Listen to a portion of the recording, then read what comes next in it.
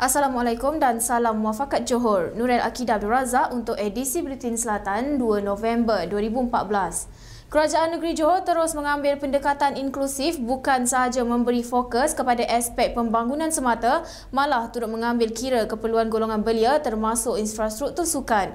Menurut Menteri Besar Johor Datuk Muhammad Khalid Nordin, selari dengan hasrat agar pembangunan di Johor memberi manfaat kepada semua pihak, kehendak serta keperluan golongan muda akan terus menjadi perhatian dalam bajet Johor 2015. Dan kerajaan negeri memang akan beri sokongan, bantuan untuk menjayakan semua ini. Lebih-lebih lagi ambil kira soal pentingnya golongan muda melibatkan diri dalam aktiviti yang berguna dan berfaedah dan yang mereka minati. So dalam bajet negeri akan datang, memang kita akan beri perhatian kepada aspek ini, di mana pembangunan negeri tak lupa kepada soal kehendak dan keperluan orang muda. Beliau ditemui media selepas merasmikan laman sukan ekstrim Pasir Gudang Johor. Laman papan luncur dengan keluasan 1,350 meter persegi itu merupakan tapak ekstrim pertama dibuka kepada golongan belia dan remaja di negeri ini. Laman yang bernilai RM300,000 dibina oleh Majlis Perbandaran Pasir Gudang MPPG melalui peruntukan kerajaan negeri dan ia merupakan fasa pertama yang siap dibina pada 3 September lalu. Terdapat 2 lagi fasa yang masih dalam perancangan bagi menjadikan Pasir Gudang sebuah laman sukan ekstrim yang mempunyai pelbagai fasiliti lengkap. Antara perancangan seterusnya adalah membina sebuah astaka, dataran perhimpunan, tempat letak kenderaan dan tambahan sebuah padang latihan bagi memenuhi keperluan Persatuan Bola Sepak Negeri Johor PBNJ. Hadir sama yang dipertua MPPG Mat Zaknal Misran. Sementara itu, menurut Mat Zaknal, penyediaan laman papan luncur akan memberi impak yang baik kepada masyarakat sekaligus pulangan yang positif kepada pihak kerajaan atas pembangunan nilai dan modal insan rakyat di Johor. Skatepark yang ada di hadapan kita pada hari ini merupakan satu-satunya skatepark yang boleh dikatakan yang terbaik di negeri Johor. Malahan ianya juga boleh dikatakan lebih baik daripada beberapa tempat. Ini maklumat balas ini kita perolehi daripada pengguna-pengguna yang menggunakan skatepark ini. Dalam tempoh percubaan selepas ianya disiapkan pada bulan September sehingga bulan Oktober, berdasarkan survei dan juga kunjungan serta temu bual yang kita temui dengan pengunjung-pengunjung di kawasan ini, mereka menyatakan ianya merupakan di antara skatepark yang terbaik. Dalam perkembangan lain, Datuk Muhammad Khalid berharap keputusan pihak mahkamah berhubung cukai tanah yang melibatkan negara jiran Singapura perlu dihormati oleh kedua-dua negara. Menteri Besar Johor Datuk Muhammad Khalid Nordin berkata, isu serta pertikaian timbul apabila pihak Singapura mengenakan caj tambahan atas nama caj pembangunan manakala pihak Malaysia tidak bersetuju mengenai perkara tersebut.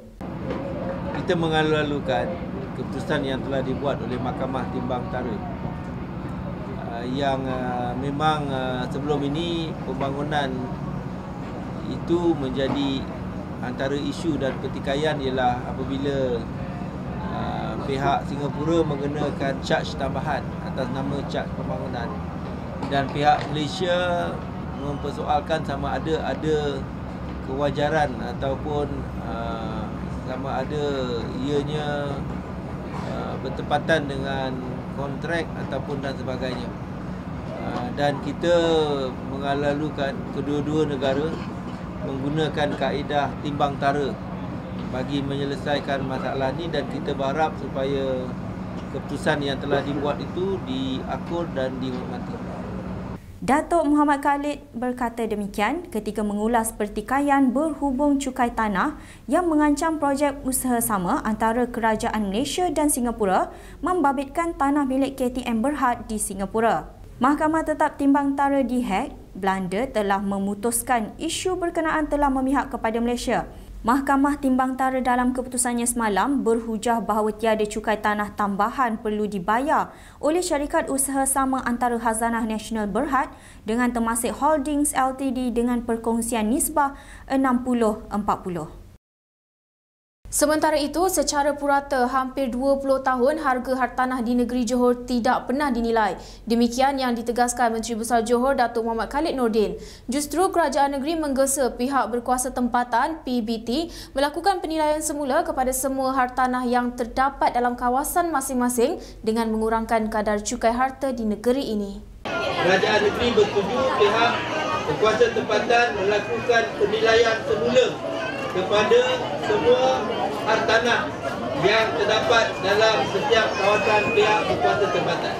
Tetapi yang lebih penting, melalui proses itu, saya juga ingin nyatakan bahawa pihak kerajaan negeri juga bersetuju semua kadar-kadar cukai diturunkan supaya ia tidak membebankan rakyat dan masyarakat yang akhirnya akan berdepan dengan soal kenaikan cukai harta. Menurutnya lagi, penilaian baharu tidak termasuk kawasan perindustrian dan komersial tetapi hanya melibatkan pemilik kediaman sahaja. Tambahnya, pameran mengenai penilaian yang baharu dan penurunan kadar berkenaan akan dilakukan dalam masa terdekat dan seterusnya melihat reaksi masyarakat sama ada bersetuju atau membantah dengan kadar yang ditentukan. PBT di seluruh negeri Johor akan mengendalikan pameran berkenaan selama sebulan. Beliau berkata demikian pada Majlis Program Lokal Agenda 21 di kawasan Amanpuri, Taman Saintex, Pasir Gudang. Hadir sama Yang di-Pertua Majlis Perbandaran Pasir Gudang MPPG Mat Zatnal Misran dan Ahli Parlimen Pasir Gudang Nurmala Abdul Samad. Program Lokal Agenda 21 itu melibatkan komuniti, swasta dan kerajaan bagi melaksanakan tanggungjawab sosial dalam kawasan pentadbiran oleh PBT.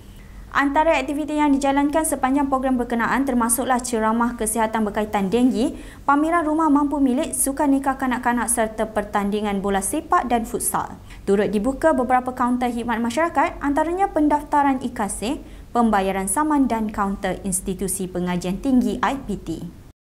Pahang gah mempertahankan mahkota kejuaraan Piala Malaysia selepas menewaskan Johor Darul Takzim JDT 5-3 menerusi penentuan sepakan penalti di Stadium Nasional Bukit Jalil malam tadi. Perlawanan berlanjutan sehingga ke penentuan penalti selepas kedua-dua pasukan terikat 2-2 tamat masa penuh permainan dan 30 minit masa tambahan turut gagal menghasilkan sebarang gol. Kemenangan turut menyaksikan JDT gagal menamatkan badi ke atas Pahang selepas gagal mencatat kemenangan dalam dua pertembungan musim ini. Namun keadaan padang yang licin akibat hujan sebelum permainan dilihat agak merencatkan sedikit gerakan kedua-dua pasukan. Kali terakhir peminat Johor menikmati nikmat menjulang Piala Malaysia ialah pada 1991 dan bagi Pahang ia menjadi kejuaraan keempat.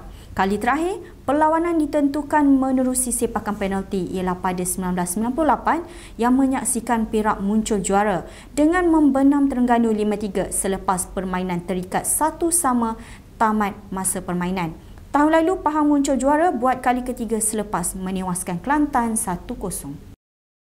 Sekian edisi Buletin Selatan, terus layari kami di www.tvselatan.com.my untuk paparan berita terkini. Salam takzim.